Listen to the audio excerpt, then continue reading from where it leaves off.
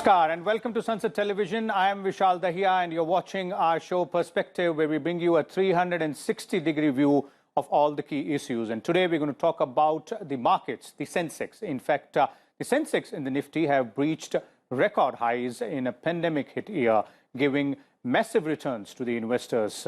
Also, the Sensex breached the 60,000 mark for the first time on Friday last week. It took over 31 years for the 30-share index to go from 1,000 level to 60,048.47 at the close of trade last Friday. Now, during this journey, it took 25 years to breach 30,000 mark in 2015 and less than 6 years to cross 50,000 level.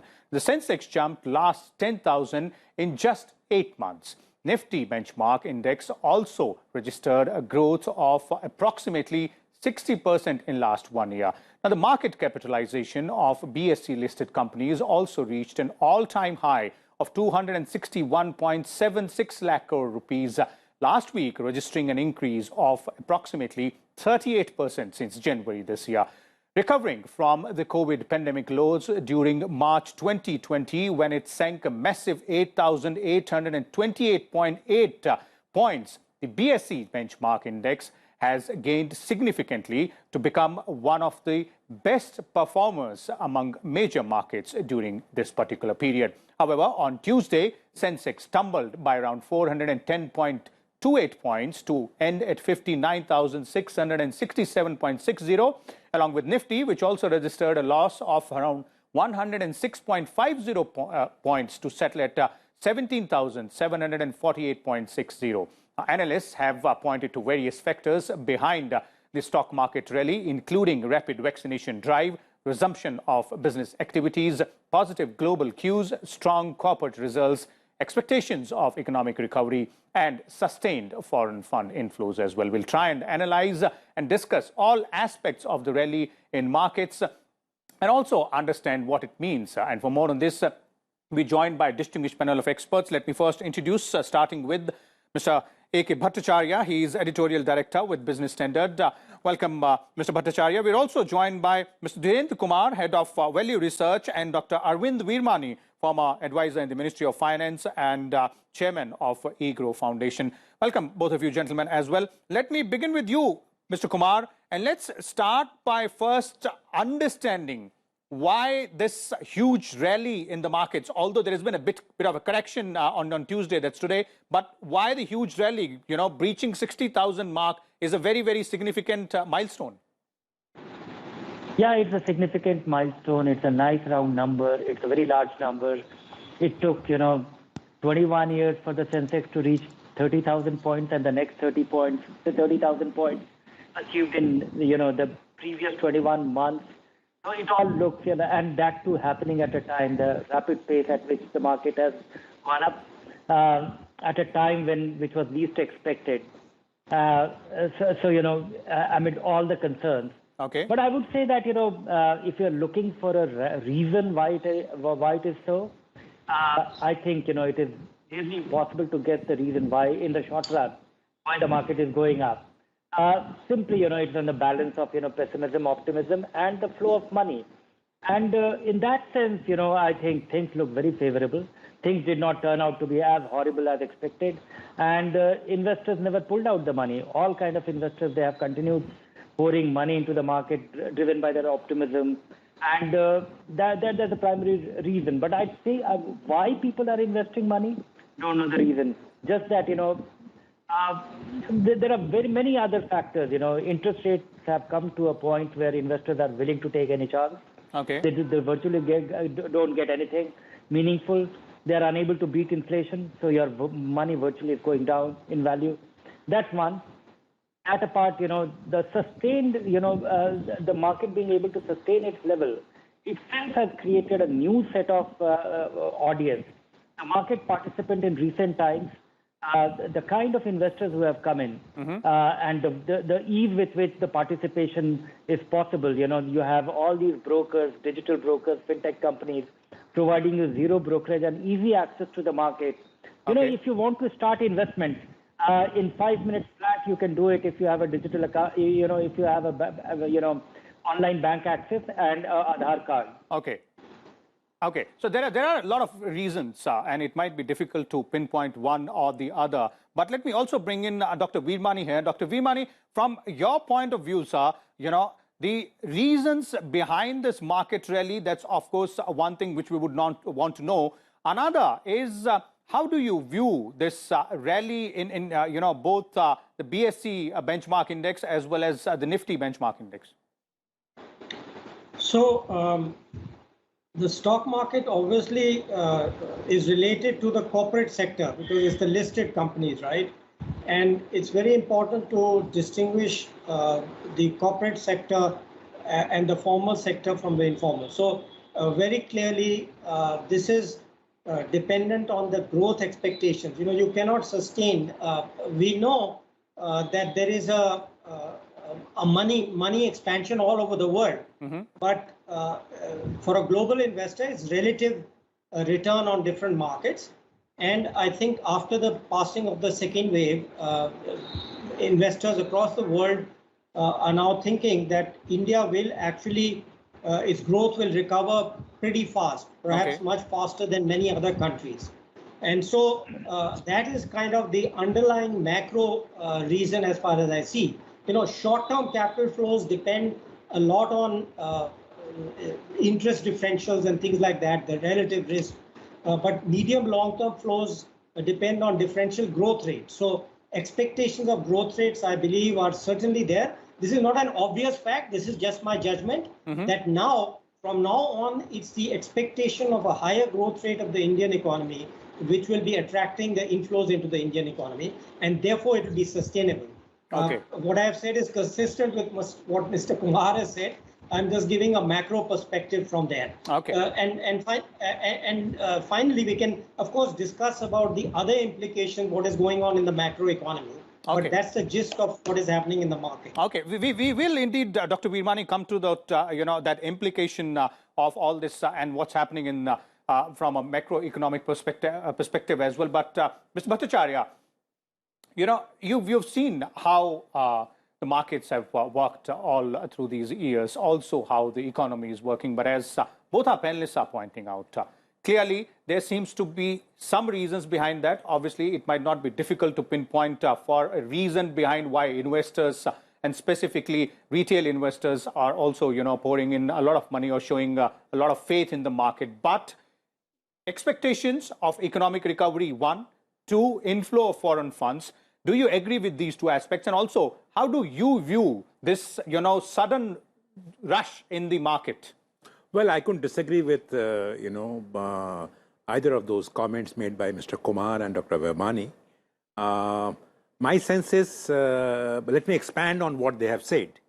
Number one is that this is the rise of India's formal economy. And the rise of India's formal economy is getting reflected in the stock markets. That's number one. And number two is the deleveraging of India's corporate sector is also getting captured in the stock market movement because the health of that listed company space, or around 5,000 odd companies, that health is looking better and better for a variety of reasons. One of the reasons that I mentioned was deleveraging of, they're reducing their debt. There are many companies who have actually become debt-free. Now, along with that has come as the entire cost, the cost verticals have actually becoming less of a burden for India Inc. And finally, I would say what has happened is that the expectations that more money should flow in, and second, that the economy is gradually emerging out of a low level, and that is actually fueling this stock market boom, so to say. And what I would say is that there are danger signals also. I mean, how the oil sector behaves is a very important point that will determine how the RBI manages the interest rate regime going forward. Now, I think these are the two, macro signals, in my view, the stock market will be keenly watching. And if you are looking at how the stock market will behave going forward, yes, of course, they will be influenced by the corporate profits, corporate earnings, and how they are deleveraged themselves, and how the demand for the goods and services are on the rise with the rising economy. But at the same time, the stock market will respond to the trajectory of oil prices and the manner in which the interest rates pan out in the next few months. Okay. That brings us to that very important question about the correction in the markets. And I'd like to bring in Mr. Kumar here. Mr. Kumar, Tuesday's tumble of around 400 points has once again made people think that is this the correction phase which is begin now? That's one aspect of it. And second, if you could do a bit of a more detailed analysis for us in terms of what fueled this rally vis-a-vis various sectors in the market. One is that this talk about the kind of money, the nature of money flowing into the market. I think this talk about the correction and the scale of correction, I don't think we have seen any correction. This 400-point decline, 500-point decline, or 1,000-point decline means nothing, because it is all a function of base. At 60,000, 1,000 points means very different when the market was at 10,000 points. So, I don't think these are corrections. These are very natural noise in the market, which happens on a day-to-day basis. 1,000 points means nothing today. The other thing is that, if we look at the meaningful correction, which we can say, that happened in March 2020, when everything was blurred. Market went down and fell freely by 30% in 10 days' time. That was correction. And everybody thought, and everybody has been so wrong so many times in the last 1.5 years, that people are not pulling out. They actually fear being, missing out the whole surge in the market. Nobody wants to miss out on that. And rightly, so far they have been true. But I think, the element of, the part of what AKB was saying, that, the deleveraging, the rising profits and earnings and lower risk, and, starting from a small base, we have a lot of favorable things happening, or, the formalization of the economy. It is all showing in the market. It is all showing in the earnings and the profits, despite the bleak outlook. So I think, lot more happening in the market about the, listed corporate universe, and lower risk and lower base. So I think, the whole talk about correction, it has been wrong, and I think it will be very difficult to guess if there will be a meaningful correction. Okay. We'll come back to that aspect towards the end of the show, and I'll obviously have one very important question to you again, Mr. Kumar. But let me first bring in Dr. Veermani here. Dr. Veermani, in your first response, you're talking about the macroeconomic aspects. How do you see this market really reflects on the macroeconomic aspects of our country and the way forward, as both you and Mr. AKB and Mr. Kumar is also pointing out? There seems to be some strong fundamentals in the economy. So is the market responding to that, and will it continue to do that? Yeah, so we've discussed the formal. I think the informal sectors are much more connected with the service economy. As we all know, the service economy is 50% of the total, and clearly that has been much more affected by the pandemic, the fears of contagion, etc., etc.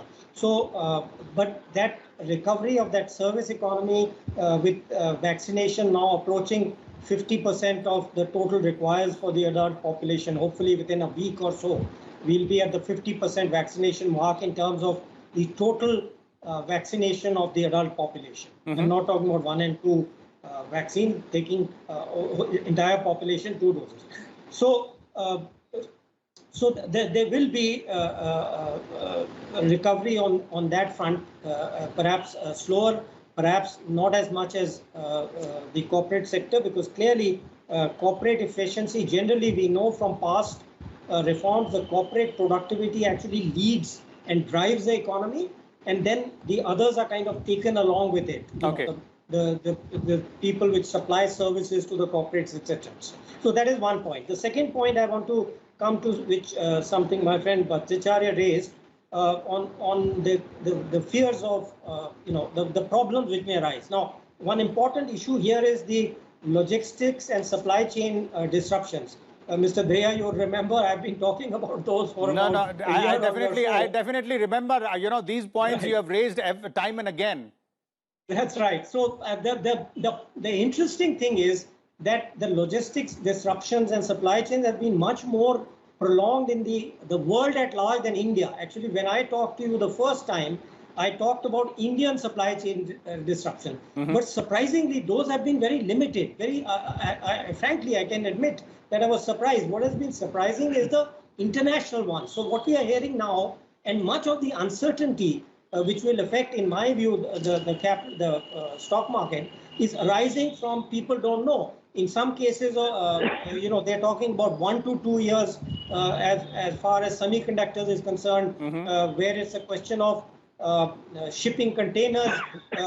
Somebody says 1 year, or others say we don't know. Okay. So the basic point here is that I think some of the uncertainty will come from that international logistic problem, and how central banks of other countries, including the Fed and the US Fed, respond to those uncertainties and its effect on GDP. Okay. So I see less of a problem coming from internal sources and more from external. Okay, Mr. AKB, do you agree with those 2 points out there? We have strong fundamentals and, the expectations of economic recovery and fast recovery there. Those seemingly might be the reasons behind this rally as well. But global cues as well, and the way not only the global markets behave, but what actually happens on the ground in global economies there, that seemingly will have a lot of impact also. Well, I don't disagree with what Dr. Vermani said just now. And I think the fundamentals of the economy are by and large strong. You have got a strong foreign exchange reserves. Inflation is slightly at elevated level, but still well below the 6% mandated under the inflation targeting regime. You have a problem in terms of the demand side problem, because you have almost 20% of India's workforce, which is actually virtually going without either jobs, or their job sources have diminished considerably at lower wages. So therefore, there is a demand side problem. And I think unless the investment side takes over, and preferably through private sector being pushed to making more investment, I would imagine the stock markets will look for those cues going forward. Okay. But having said that, let me also try to establish to you that the Indian stock markets right now may look at 60,000, as Mr. Kumar was pointing out. 400-point correction is no correction in my view. And at 60,000, remember that we are still at 126% of GDP. We once upon a time used to be 148% of GDP. Our P ratio, which indicates that how expensive is the market, is slightly higher now, but it is not as high as it was in March 2020. So therefore, in my view, that the stock market will continue to remain in a zone where it will look for policy signals. For example, a privatization. How the privatization goes will be an important signal. How the national monetization plan is rolled out will be an important policy signal. Will the labor reforms will get notified is a policy signal. Will the agricultural reform laws will get out of the current stalemate? So all those policy signals, to my mind, will hold a lot of importance to the stock market, apart from the foreign flows, apart from the corporate earnings, which are also very important. So I think a host of issues, including importantly policy signals, are important to keep the stock market at the current buoyant levels. Okay. So policy signals are equally important there. But one last round of question. Let me begin with you, Mr. Kumar. In terms of investor sentiment in the market, do you believe that this is going to be as positive as we have seen in the past 8 to 10 months? And also, what would you want to tell the investors? I think, this one thing which we have missed out is that, the market might look expensive, as Mr. Bhattacharya was saying, But we should not forget that the price earning ratio, based on that, we still have the cyclical lows of the earnings, Okay. based on which we are so the P might look high, but based on interim or a cyclical low of the earnings, and that might look it may not be very expensive if we see a earnings turnaround. Okay. The other thing which we have missed out is the whole democratization of the market, which I was referring earlier. All kind of investors, the way they are coming. But one thing which has changed dramatically over the last 4 or 5 years, Employee Provident Fund Organization. It's now a regular investor of a very meaningful sum every month. National Pension System puts that similar money in the market every month. And if you look at the number of investors, every time, always in the past, a boom was triggered by very cyclical, seasonal investment by investors. No longer.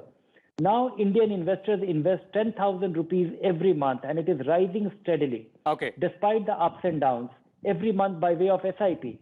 So when I look at the scale of money flowing steadily into the market, we have been able to completely de-risk ourselves from the very erratic flows by the foreign portfolio investors. Okay. So that is one very substantial thing that has undergone a change. So and also the kind of education initiative taken by investors, by the regulators and the industry, I think it has really hammered the idea of investing your long-term money in the market. So I really find quite surprising that when the market dips, the flows actually rises, which is quite unusual. That's a very significant observation there. Yes. From an individual investor. Okay, indeed.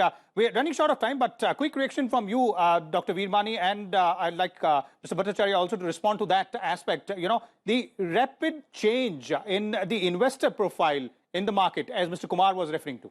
I'll just address one point which we have not yet noted, which is very important in my view, and that's the whole digital economy. The startup and the new things which are coming in, and that will evolve. And I mean, even looking at myself as an investor, I'm still working out how to invest in that sector. So hopefully over the next year or two, there will be some products for the kind of ordinary retail investors which they can invest in. So I think that's going to be a very important development, not just for the stock market, but also for the economy as a whole. Okay. And indeed, that digital push has also contributed a lot to that rapid change in the profile of investors in the market. Mr. Bhattacharya? Yeah, I think so. I think the digital economy has indeed made an important contribution to the way the stock market has evolved.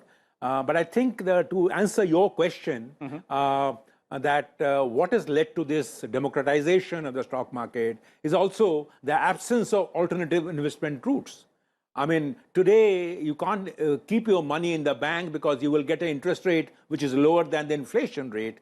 And so therefore, whether it is the retired person or whether it is a person who is in the workforce, they have little option other than looking for the stock market to keep the money growing, at least at a rate higher than inflation. So I think the democratization has happened probably at the cost of fewer options for investors in the market. Okay, there it is. Thank you so much, Mr. Bhattacharya, Dr. Veermani, and Mr. Kumar as well for sharing your views and inputs. As our experts were pointing out, there it is, as our experts were pointing out, all about the markets and decoding the recent rally in the markets. We've tried to analyze all aspects of it, and as our experts were pointing out, obviously the strong fundamentals of Indian economy is one of the reasons behind this surge, in addition to the expectations of a quick economic recovery in the post-pandemic period, and also the foreign funds inflow. Global cues will continue to play a very important role, and there are challenges, as our panelists were pointing out. We'll come back again tomorrow with a different topic. Till then, keep watching Sunset Television. Thank you.